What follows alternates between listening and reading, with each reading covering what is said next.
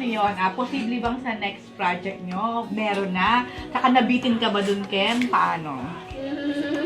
Actually, yung eksena ng isa, munti ka na talaga Oo nga Kasi eh. akala Ano na namin, eh, no? Oo. akala namin si Direk Sa magkakat. tubo. Akala namin si Direk ang magkakat kasi yung shot parang kalapit yung lips.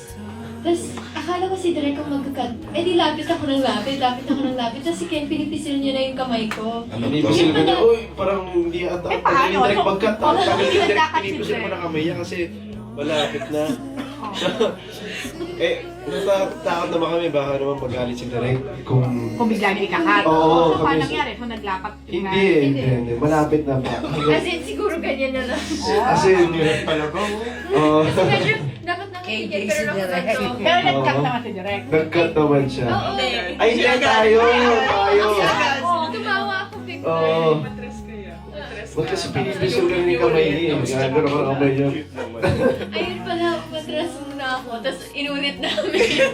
So bilang kayo talaga yung magka-love team, nakilala na love team, if ever ba na pwede ka na sa ganong klase na eksena, Liza, o mas magiging komportable ka ba kung kay Ken to unang mangyari? O may usapan ba kayong ganon na parang dapat ako ang first?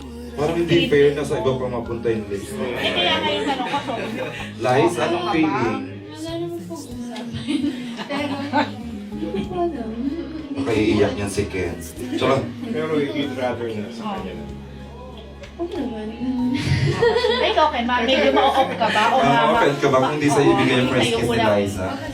Kung hindi ka ang unang niya sa eksena doon. Oo, baka mag-World War. Hindi, joke lang. Mag-last-last. Hindi, joke lang. Siyempre, parang feeling ko, we made a mark na sa tao, sa puso ng tao, sa forever, tapos sa just everything.